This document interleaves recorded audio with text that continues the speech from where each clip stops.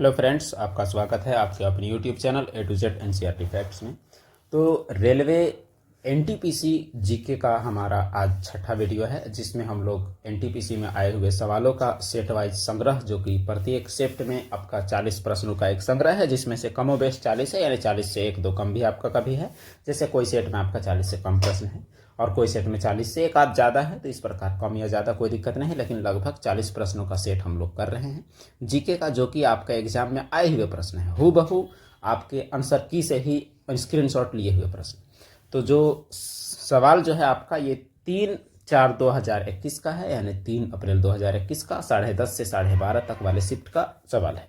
तो चलिए शुरू करते हैं आज का पहला सवाल। अगर अभी तक आप चैनल में नए हैं तो जुड़ जाएं, आपको बहुत ही अच्छे अच्छे कंटेंट आपको मिलने वाला है, जो कि आपके एग्जाम के लिए बेनिफिशियल साबित होगा। तो जो पहला सवाल है वो चलिए देखें। Which of the following are two component of CPU of a computer? तो CPU of a computer, जो कि ब्रेन ऑफ कंप्यूटर होता है, सेंट्रल प्रोसेसिंग यूनिट, तो उसके दो मुख्य कंपोनेंट कौन कौन है? ALU और बस कंट्रोल यूनिट, और ALU कंट्रोल यूनिट और बस रजिस्टर और मेन मेमोरी। तो देखते हैं इसका सही जवाब क्या होगा। तो जो इसका सही जवाब है, सीपीयू के दो पार्ट, वो आपका है कंट्रोल यूनिट और एएलयू। तो कंट्रोल यूनिट जिसे हम लोग सीयू कहते हैं, और एएलयू अरिथमेटिक लॉजिकल यूनिट कहते हैं। यह आपका दो कंपोनेंट आपका किसका है? सीपीयू का है। अगला प्रश्न क्वेश्चन नंबर 4, यानी ये दूसरा सवाल है, लेकिन आपका ये क्वेश्चन नंबर 4 हो रहा है, क्योंकि एनटीपीसी का सेट में आपके अलग अलग जगह में अलग अलग जीके के सवाल पूछे जाते हैं। सवाल है, चीन ने अपने कृत्रिम सूर्य के लिए इनमें से किस तकनीक का उपयोग किया है? तो चीन कृत्रिम सूर्य बना लिया है, तो यह वह सूर्य नहीं है जो कि सुबह में उगता है। सूर्य का मतलब सूर्य के इतना तापमान प्राप्त किया है, तो नाभिकीय विखंडन से, गुरुत्वाकर्षण बल से, नाभिकीय संलयन से, विद्युत चुंबकीय प्रेरण से। तो जो इसका सही जवाब जो आपका हो जाएगा, कौन से सिद्धांत से इतना तापमान हो पाया है? तो वो हो पाया है नाभिकीय संलयन से। चलिए जानते हैं नाभिकीय संलयन होता क्या है। जब दो छोटे नाभिकों को अभिक्रिया के द्वारा मिलाकर एक बड़ा नाभिक बनाया जाता है, तो इसके साथ बहुत ज़्यादा मात्रा में ऊर्जा निकलती है, और यह बहुत ही हाई तापमान में होता है। और यह जो ऊर्जा है, यह ऊर्जा आपका उष्मीय ऊर्जा भी हो सकता है। तो इसे यही कहलाता है नाभिकीय संलयन, यानी मिल जाना। और जब एक बड़ा नाभिक को बॉम्बार्डमेंट कराते हैं न्यूट्रॉन से, तो वो टूट जाता है दो छोटे छोटे नाभिकों में, साथ में बहुत सारा अमाउंट ऑफ एनर्जी निकलता है, इसे कहते हैं नाभिकीय विखंडन। तो नाभिकीय संलयन के उदाहरण में आप जैसे हाइड्रोजन और हाइड्रोजन मिल के क्या बनाता है? हीलियम, जो कि सूर्य में ऊर्जा का मुख्य स्रोत, यही अभिक्रिया है। तो यही नाभिकीय संलयन का इस्तेमाल करके चीन ने कृत्रिम सूर्य इतना तापमान जनरेट किया है। अगला प्रश्न क्वेश्चन नंबर 8, एमसीबी का पूरा नाम क्या होता है? घरों में बिजली काटने के लिए एमसीबी आप सुने होंगे। एमसीबी का पूरा नाम miniature current breaker, miniature circuit breaker, mini circuit breaker, miniature circuit board. तो इसका जो सही जवाब है वो क्या है? मिलता जुलता ऑप्शन में से सावधान। मिनिएचर सर्किट ब्रेकर जो है वो आपका एमसीबी का पूरा नाम है। मिनिएचर सर्किट ब्रेकर, सर्किट को ब्रेक करता है, लाइन को काट देता है घर का, एमसीबी। अगला प्रश्न, संयुक्त राष्ट्र संघ का प्रमुख न्यायिक अंग यानी जुडिशियल ऑर्गन कहाँ स्थित है? तो आपको पता है कि संयुक्त राष्ट्र संघ क्या होता है? जो यूएनओ जो होता है, जिसकी स्थापना 24 अक्टूबर 1945 को की गई थी, जिसमें कुल 193 देश हैं और कुल यूएनओ के आपके 6 भाग हैं। तो इन 6 भाग में जो न्यायिक अंग है वो कौन सा है? यही जवाब आपको तलाशना है। तो वो न्यायिक अंग जो है उसका मुख्यालय आपका कहाँ है? तो वो आपका द हेग में है। तो न्यायिक अंग का मुख्यालय द हेग में, बाकी पांचों का मुख्यालय आपका न्यूयॉर्क में है। अगर कभी भी यूएनओ से संबंधित मुख्यालय आपसे पूछा जाए तो केवल अंतर्राष्ट्रीय न्यायालय का द हेग, बाकी सब का आपका न्यूयॉर्क यानी अमेरिका में है। अगला प्रश्न क्वेश्चन नंबर 12, यानी इस पीडीएफ का क्वेश्चन नंबर 6, भारतीय संविधान में शामिल 22 अनुसूचित भाषाओं के अलावा, संविधान में 22 भाषाएं हैं, किन 2 भाषाओं को साहित्य अकादमी द्वारा मान्यता दी गई है? तो साहित्य अकादमी में आपको 24 भाषाओं पर प्राइज दिया जाता है, जबकि संविधान में कितनी भाषाएं हैं? 22। तो वो कौन सी अन्य 2 भाषाएं हैं जिनको ये दर्जा मिला है? यह सवाल पूछा गया है। तो सही जवाब इसका है राजस्थानी और अंग्रेजी। तो अंग्रेजी और राजस्थानी ये अनुसूचित 22 भाषाओं में से नहीं है, लेकिन साहित्य अकादमी पुरस्कार में इनको शामिल किया गया है। तो कभी कभी ये सवाल पूछ लिया जाता है कि कौन सी भाषाएं शामिल नहीं है। आपको ऑप्शन में 2 भाषाएं आपको जरूर मिलेंगी, एक भोजपुरी और एक अंग्रेजी। ये दोनों भाषाएं भारतीय संविधान की 8वीं अनुसूची 8वीं शेड्यूल्ड में जो भाषाएं हैं जिनकी संख्या 22 है, उसमें ये दोनों भाषाएं शामिल नहीं हैं। ये सवाल पूछा जाता है। अगला प्रश्न, जिनेवा में अंतर्राष्ट्रीय मानवाधिकार आयोग की स्थापना कब की गई थी? 24 दिसंबर 2003, 12 अक्टूबर 1993, 31 अक्टूबर 2012, 14 नवंबर 2015। तो इसका जो सही जवाब जो हो जाएगा वो आपका है 24 दिसंबर 2003 को अंतर्राष्ट्रीय मानवाधिकार आयोग का गठन किया गया था, यानी international commission for human right. अगला प्रश्न, इंटरनेट पर किसी कंप्यूटर को किसके द्वारा पहचाना जाता है? इंटरनेट में तो बहुत सारे कंप्यूटर है, जितने आप वेबसाइट देखते हैं सभी वेबसाइट में तो कोई ना कोई कंप्यूटर जुड़ा हुआ है। तो स्वामी के ईमेल पता से पहचानते हैं, या आईपी एड्रेस से, या क्रिप्टोग्राफिक कोड से, या पासवर्ड से? तो किससे पहचाना जाता है कंप्यूटर? तो सही जवाब है आईपी एड्रेस। प्रत्येक कंप्यूटर, प्रत्येक मोबाइल का एक आईपी एड्रेस होता है, उसी से उस डिवाइस की पहचान की जाती है। तो कौन से डिवाइस से क्या देखा गया है, क्या सर्च किया गया है, ये सभी आईपी एड्रेस से पता चलता है। अगला प्रश्न, क्वेश्चन नंबर 16, कम्युनिस्ट इंटरनेशनल के नेतृत्व हेतु चयनित किए जाने वाले प्रथम भारतीय कौन थे? तो कम्युनिस्ट इंटरनेशनल में चयनित पहले भारतीय सुभाष चंद्र बोस, जवाहरलाल नेहरू, स्वामी विवेकानंद या मानवेंद्र नाथ रॉय यानी एमएन रॉय? तो देखते हैं इसका सही जवाब क्या है। तो सही जवाब इसका जो चुने जाने वाले कम्युनिस्ट इंटरनेशनल में वो एमएन रॉय थे, और एमएन रॉय को भारत में जो हमारा साम्यवादी व्यवस्था जो है इसके अग्रणी नेता माने जाते हैं ये। अगला प्रश्न, निम्नलिखित में से कौन सा राज्य भारतीय संविधान की 6ठी अनुसूची द्वारा शासित नहीं है? तो 6ठी अनुसूची में ATM² यानी असम, त्रिपुरा, मिजोरम, मेघालय ये शामिल है। अब देखिए कि इनमें से कौन नहीं है, आपको तो जवाब पता चल गया। तो जवाब आपका क्या है? वो जवाब आपका अरुणाचल प्रदेश है। ATM² में आपका अरुणाचल प्रदेश शामिल नहीं है। भारतीय संविधान में 12 अनुसूचियां हैं, और 12 अनुसूचियां में 6ठा अनुसूची जो है 6 शेड्यूल, इसमें से कुछ विशेष 4 राज्यों की चर्चा होती है, और वही 4 राज्यों का जो शासन व्यवस्था है वो अनुसूची 6 में डाला गया है। अगला प्रश्न, 1600 से 1700 की अवधि के बीच, यानी 1600-1700 यानी 17वीं शताब्दी अवधि के बीच धार्मिक शिक्षक मियाँ मीर किस राज्य से थे? हरियाणा, उत्तर प्रदेश, पंजाब या कर्नाटक? तो मियाँ मीर का संबंध किस राज्य से है, यह सवाल पूछा गया है। तो सही जवाब आपका है पंजाब। मियाँ मीर का ताल्लुक पंजाब राज्य से था। अगला प्रश्न, क्वेश्चन नंबर 12 है। सवाल है कि अम्ल और उस पदार्थ जिसमें वह पाया जाता है इनमें से कौन सा युग्म सुमेलित नहीं है? तो एस्कॉर्बिक अम्ल इमली में, लैक्टिक अम्ल दही में, ऑक्जेलिक अम्ल पालक में, एसिटिक अम्ल सिरका में? कौन गलत है, यह आपसे पूछा गया है। तो देखिए आपका जो सही जवाब फाइंड कीजिए। तो सही जवाब आपका क्या है? एस्कॉर्बिक अम्ल इमली। एस्कॉर्बिक अम्ल जो है वो आपका विटामिन सी जिस में भी पाया जाता है उसमें पाया जाता है, और इमली में पाया जाता है आपका टार्ट्रिक एसिड। तो इमली में टार्ट्रिक एसिड, और विटामिन सी यानी सिट्रिक फलों में या आंवला में आपका एस्कॉर्बिक एसिड पाया जाता है। अगला प्रश्न, निम्नलिखित में से कौन सा युग्म क्षेत्र और घास के मैदान सुमेलित नहीं है? यानी अर्जेंटीना में प्रेरी, ऑस्ट्रेलिया में डाउन्स, मध्य एशिया स्टेपी, दक्षिण अफ्रीका वेल्ड?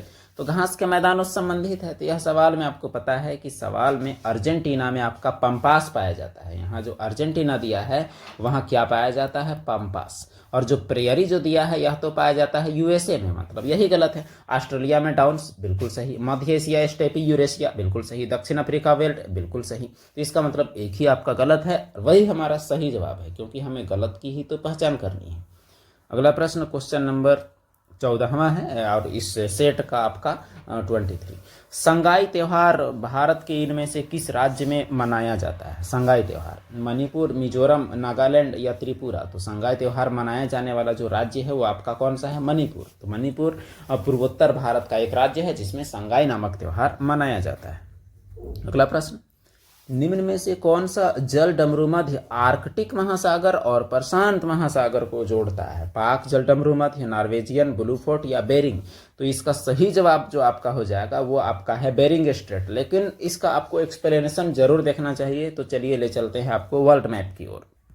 तो अगर आप इस वर्ल्ड मैप में देखें तो यहाँ आप गौर कीजिएगा कि ये रहा आपका एशिया का इलाका, ये रहा आपका एशिया का इलाका और ये रहा आपका अमेरिका का इलाका। तो ये दोनों इलाके जहाँ पर जुड़ते हैं वो आपका ये हुआ, देखिए ये रहा आपका अलास्का, ये हुआ आपका रसिया, और इधर है आपका प्रशांत और इधर है आपका आर्कटिक। ये दोनों को जोड़ने वाला जो जल डमरू मध्य है यहाँ पर, जो कि इधर आपका यहाँ भी हो सकता है, तो इसको बोलते हैं हम लोग बेरिंग स्ट्रेट। तो ये बेरिंग स्ट्रेट किस किस सागर को जोड़ता है? आर्कटिक महासागर और उत्तरी प्रशांत महासागर को जोड़ने वाले जो जल संधि है उसे हम लोग क्या कहते हैं? तो बेरिंग जल संधि कहा जाता है। चलिए बढ़ते हैं अगले सवाल की ओर। तो अगला प्रश्न हमारा क्या कहता है वो देखें जरा। सवाल है, निम्न में से कौन सा असंगठित क्षेत्र का उदाहरण है? पुलिस, खेती, बैंक या सरकारी नौकरी? तो जो हमारा अर्थव्यवस्था में काम करने का क्षेत्रक होता है वो दो प्रकार के क्षेत्रक होते हैं। एक होता है आपका असंगठित और दूसरा होता है आपका संगठित। असंगठित क्षेत्रक वह होता है जिसमें काम करने की अवधि तय नहीं होती, काम की सुरक्षा नहीं होती। संगठित क्षेत्रक सरकारी नौकरी जैसे जगह जो होते हैं उसमें काम की अवधि तय होती है, आपको एक नियत घंटे तक ही काम करना होता है।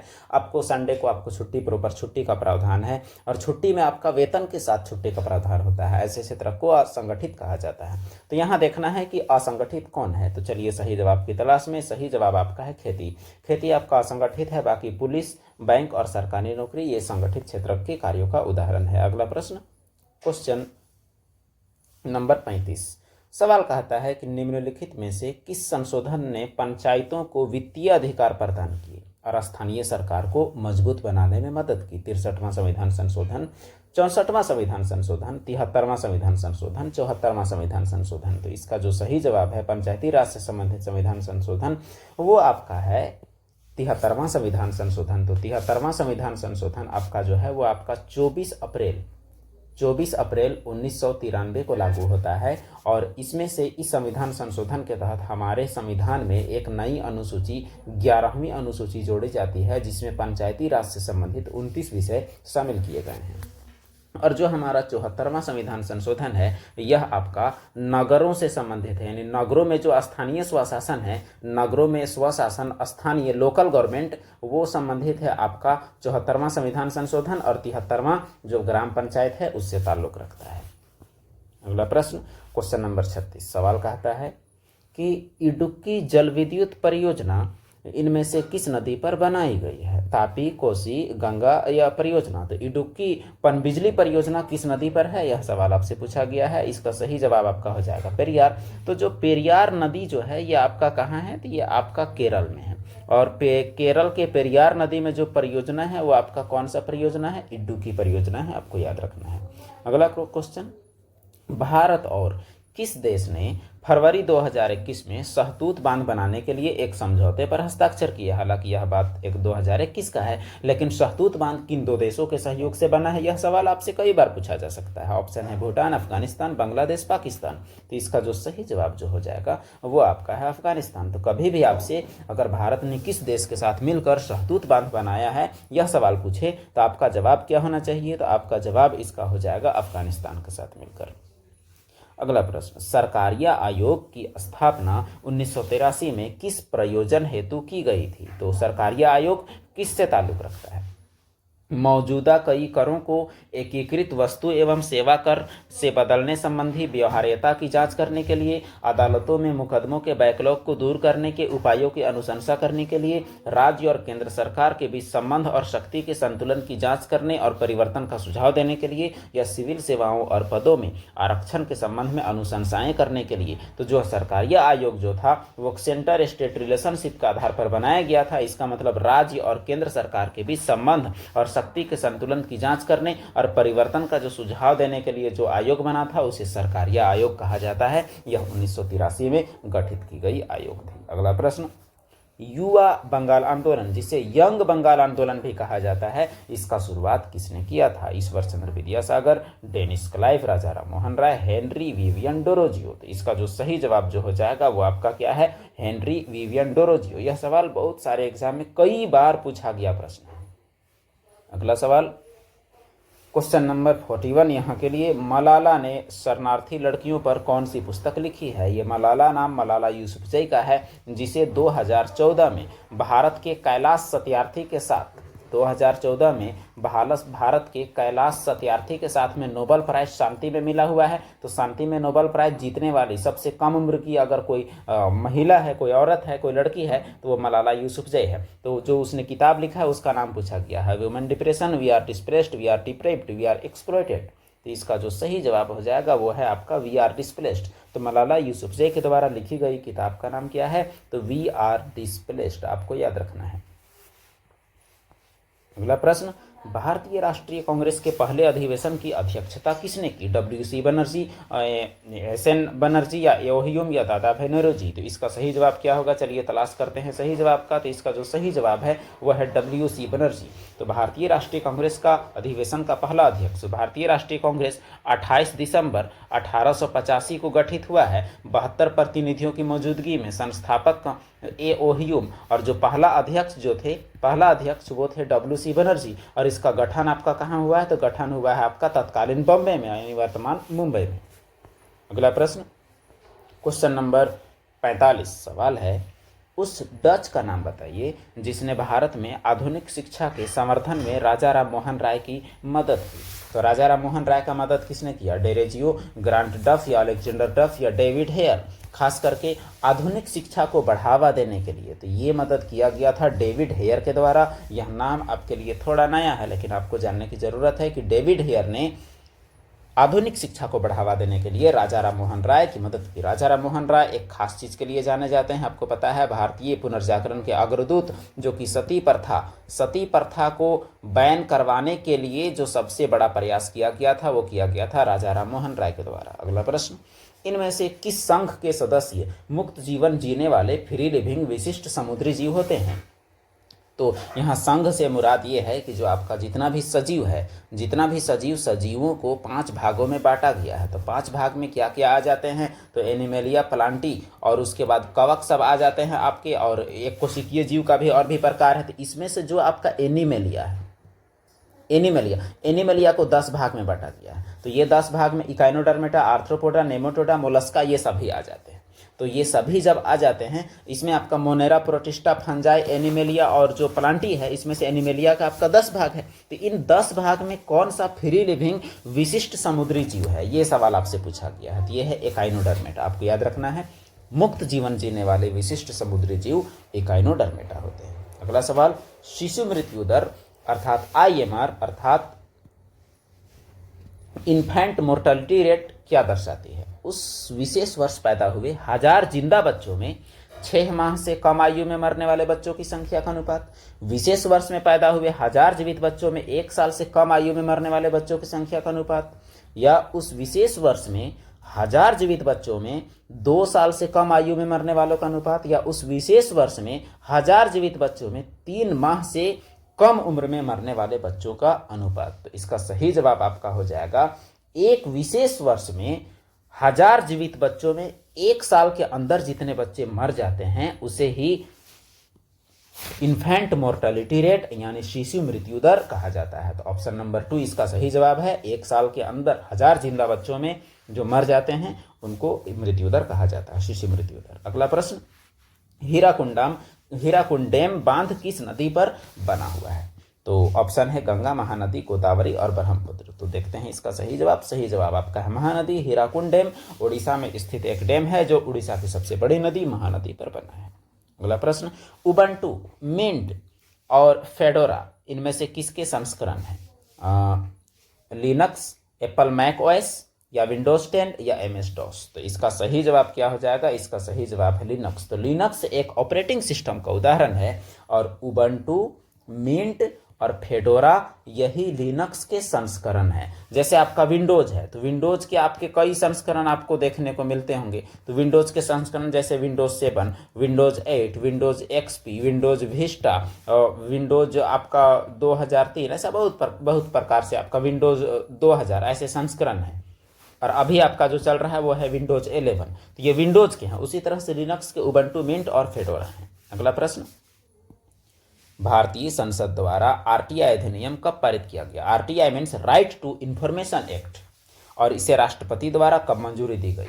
अब यहाँ दोनों आपसे पूछा गया है कि कब पारित किया गया, कब मंजूरी दी गई। तो इसका जवाब है आपका जो पारित किया गया वो आपका मई 2005 में, और राष्ट्रपति द्वारा मंजूरी कब दी गई तो जून 2005 में। तो मई जून 2005 में पारित का और राष्ट्रपति द्वारा मंजूरी दिया हुआ। आरटीआई एक्ट भारत सरकार का एक बहुत ही मजबूत एक्ट है जिसमें हम लोग कोई भी नागरिक किसी भी सेवा की जानकारी ले सकता है। अगला प्रश्न, एमएसपी का पूर्ण रूप क्या है। तो एमएसपी जो किसान से संबंधित है, maximum support price, minimum support price, maximum sale price, minimum stock price. तो एमएसपी जिसका डिमांड किसान लोग प्रत्येक फसल के लिए कर रहे हैं, जो कि न्यूनतम समर्थन मूल्य होता है, इसका पूरा नाम जो है मिनिमम सपोर्ट प्राइस है। यह वह प्राइस होता है जिस दाम पर सरकार किसी भी अनाज को खरीदने के लिए तैयार रहती है मार्केट प्राइस से। यह प्राइस एक लेवल में होता है जिससे किसान को कोई तरह का कोई घाटा नहीं जाना चाहिए। अगला प्रश्न, शिक्षा, स्वास्थ्य एवं ग्रामीण आत्मनिर्भरता के क्षेत्र में अपार योगदान के लिए किस महान हस्ती को 2019 में सर्वोच्च नागरिक पुरस्कार भारत रत्न से नवाजा गया। प्रणब मुखर्जी, भूपेन हजारिका, नानाजी देशमुख, अमर्त्य सेन। तो देखिए 2019 में शुरू वाले तीनों को नवाजा गया, लेकिन यहाँ बोला है कि शिक्षा, स्वास्थ्य और ग्रामीण अर्थव्यवस्था के क्षेत्र में, इसलिए आपका जवाब इसमें हो जाएगा नानाजी देशमुख। और बाकी जो दोनों हैं उनका काम अलग है। नानाजी देशमुख को शिक्षा, स्वास्थ्य और ग्रामीण आत्मनिर्भरता में दिया गया, और जो व्यक्ति हैं अमर्त्य सेन, इन्हें अर्थशास्त्र में 1998 में नोबेल प्राइज मिला हुआ है। अगला प्रश्न, क्वेश्चन नंबर 58, यानी इस पीडीएफ का क्वेश्चन नंबर 32। सवाल है कि राष्ट्रों का राष्ट्रमंडल यानी कॉमनवेल्थ ऑफ नेशन, जिसे सामान्यतः राष्ट्रमंडल के रूप में जाना जाता है, एक कैसा मंच है। आर्थिक संघ, राजनीतिक संघ, सामाजिक संघ, मानवाधिकार संघ। ये क्या है वो बताएं। ब्रिटेन यानी जो यूके है, वो जितने देशों को भी आज तक उपनिवेश बनाया है, जितने देशों को भी गुलाम बनाया है, ब्रिटेन जितने भी देश को, उन सभी देशों का एक समूह है और उसे ही कहा जाता है कॉमनवेल्थ समूह। अब कॉमनवेल्थ समूह आर्थिक है, राजनीतिक है, सामाजिक है या मानवाधिकार है, यह सवाल आपसे पूछा गया है। तो इसका सही जवाब है एक राजनीतिक संघ है, और ये राजनीतिक संघ जो देश भी कभी ब्रिटेन के उपनिवेश रहे हैं उनका एक संघ है। अगला प्रश्न, औद्योगिक नीति प्रस्ताव जो 1956 में आया था के अनुसार द्वितीय पंचवर्षीय योजना का सृजन किया गया में उद्योगों को कितने श्रेणियों में बांटा गया। तो जो द्वितीय पंचवर्षीय योजना 1956 से 61 तक आपका चला, और 1956 में जो भारत की द्वितीय औद्योगिक नीति जो लाई गई, उसमें उद्योगों को कितने भाग में बांटा गया, यह सवाल आपसे पूछा गया है। तो इसका सही जवाब आया है कि उद्योगों को कितने भाग में बांटा गया, तो उद्योगों को 3 भाग में बांटा गया। अगला प्रश्न, समस्थानिक शब्द का क्या अभिप्राय है। तो समस्थानिक, समस्थानिक, संभारिक, समन्यूट्रॉनिक, तीनों आपसे पूछा जाता है। समान परमाणु क्रमांक, भिन्न द्रव्यमान, समान भौतिक रासायनिक गुण, समान बंधन संरचना, भिन्न परमाणु क्रमांक, समान द्रव्यमान संख्या। तो देखिए इसका सही जवाब क्या हो जाएगा। इसका सही जवाब आपका है समान परमाणु क्रमांक, यानी भिन्न द्रव्यमान क्रमांक, यानी परमाणु संख्या सेम, द्रव्यमान संख्या अलग। तो इसे क्या कहेंगे, इसे हम लोग कहेंगे समस्थानिक। इसका उदाहरण आप देख सकते हैं, जैसे क्लोरीन आपका है, क्लोरीन परमाणु संख्या 17, द्रव्यमान संख्या 35, वही क्लोरीन परमाणु संख्या 17, द्रव्यमान संख्या 37, ऐसा होता है। तो क्लोरीन के 2 समस्थानिक हो गए, एक 35 वाला और एक 37 वाला। अब यहाँ आप देखिए भिन्न परमाणु क्रमांक, परमाणु संख्या अलग लेकिन द्रव्यमान संख्या सेम, अगर ऐसा रहेगा तो इसको हम लोग बोलते हैं समभारिक। ये भी आपको याद रखना है। अगर समभारिक का एग्जाम्पल की बात करें तो आर्गन 1840, परमाणु संख्या 18, द्रव्यमान संख्या 40, और कैल्शियम 2040, ये दोनों आपका समभारिकों के उदाहरण हुए। तो समस्थानिक और समभारिक आपको जरूर जानना है। अगला प्रश्न, भारतीय रक्षा मंत्रालय द्वारा राफेल विमान किस देश से खरीदा गया है। तो विवाद में रहा गया राफेल विमान किस देश से खरीदा गया है, मैक्सिको, फ्रांस, इजराइल या रूस। तो सही जवाब जो इसका है वो आपका है फ्रांस। फ्रांस से भारत सरकार ने स्पेशल काइंड ऑफ विमान खरीदा है जिसे राफेल विमान कहा जाता है। अगला प्रश्न, दिए गए विकल्पों में 3 संगत हैं और एक अलग है, कौन सा अलग है। प्रमुख याम्योत्तर, भूमध्य रेखा, मकर रेखा या कर्क रेखा। तो देखिए यहाँ कौन अलग होगा, चलिए जवाब की तलाश से ही पढ़ते हैं। प्रमुख याम्योत्तर कैसे वो आपको पता है। देखिए ये आपका हो गया अर्थ, अर्थ के बीचों बीच से गुजरने वाली रेखा को भूमध्य रेखा, ठीक 23.5 डिग्री उत्तर की ओर को कर्क रेखा, ठीक 23.5 डिग्री दक्षिण की ओर मकर रेखा। अब देखिए ये आपका हो गया भूमध्य, ये आपका हो गया कर्क, ये हो गया आपका मकर, ये तीनों के तीनों कहलाएंगे अक्षांश। लेकिन जो प्रमुख याम्योत्तर है ये देशांतर है, उत्तरी ध्रुव और दक्षिणी ध्रुव को जोड़ने वाली रेखाएं हैं जो इस प्रकार से आती हैं बहुत सारे, और बीच वाली जो है उसको प्रमुख याम्योत्तर कहा जाता है। तो इसका मतलब ये हुआ कि तीनों के तीनों अक्षांश हैं और बाकी जो एक है वो आपका क्या है, वो देशांतर है, 0 डिग्री देशांतर। अगला प्रश्न, भारत में स्थित यूनेस्को के विश्व धरोहर स्थलों को उनके समावेशन के वर्ष के गलत युग्म की पहचान कीजिए। यानी किसको उस साल यूनेस्को का धरोहर स्थल में शामिल नहीं किया गया है, जो साल यहाँ दिया गया है। आगरा का किला उत्तर प्रदेश 1983, लाल किला 2007, सांची का स्तूप 1988, फतेहपुर सीकरी 1986। तो सही जवाब है सांची का स्तूप 1988। इसे यहाँ लिखता है 1988 में शामिल किया गया है, जबकि जो सांची का स्तूप है इसे आपका 1989 में शामिल किया गया है, मतलब यही आपका गलत है। बाकी सारे सही हैं, लाल किला 2007, आगरा किला 1983, फतेहपुर सीकरी 1986। अगला प्रश्न, निम्न में से कौन भू प्रेक्षण उपग्रह है, यानी भूमि का प्रेक्षण करने वाला उपग्रह? INS A1A, सरल, यूथ सेट या फिर एप्पल? तो इसका जो सही जवाब जो आपका हो जाएगा वो हम लोग तलाश करें तो सही जवाब जो इसका है वो आपका है सरल। तो सरल जो है वो एक भू प्रेक्षण उपग्रह है। अगला प्रश्न, मानव सिर में 29 हड्डियां होती है, तो कौन सा वर्गीकरण सही है? माथा में 8, यहाँ देखिए क्या क्या है, माथे में 8, चेहरे में 14, कान में 4, कंठस्थी में 3, या माथा में 8, चेहरा में 14, कान में 6, कंठस्थी में 1, माथा में 8, ऐसा ही सब अलग अलग डाटा दिया हुआ है। तो इसमें से सही क्या है वो हम लोग को जानना है। तो देखिए इसका सही कॉम्बिनेशन जो है, माथे पर कितना, तो माथे पर आपका 8 हड्डी, चेहरे पर कितना, तो चेहरे पर 14 हड्डी, और कान में कितना, तो कान में 6 हड्डी, और कंठी कास्थी में कितना, तो आपका कितना, तो 1 हड्डी। सबको जोड़िएगा तो आपका होना चाहिए कितना, तो 29। अगला प्रश्न, पश्चिम बंगाल में स्थित सुंदरवन किसका उदाहरण है? पर्वतीय वन, उष्णकटिबंधीय सदाबहार, उष्णकटिबंधीय पर्णपाती, या मैंग्रोव वन? तो इसका जो सही जवाब हो जाएगा, सुंदरवन किसका उदाहरण है, तो वो आपका मैंग्रोव वन है, यानी दलदली इलाका में पाया जाने वाला वन है। इसी के साथ आज का प्रश्न जो हमारा 40 प्रश्न का सेट हमारा खत्म होता है। तो ये रहा आपका 40 प्रश्नों का सेट जो आपको एग्जाम में 40 आउट ऑफ 40 लाने में मदद करेंगे। तो अब तक चैनल में नए हैं तो जरूर सब्सक्राइब करें, और सब्सक्राइब किए हुए हैं तो लाइक करें, और बाकी ज़रूरतमंदों तक चैनल को फैलाएं। फिर मिलते हैं हम लोग नई वीडियो में नए टॉपिक के साथ। कोई भी डाउट हो कमेंट बॉक्स में बेझिझक शेयर करें। धन्यवाद।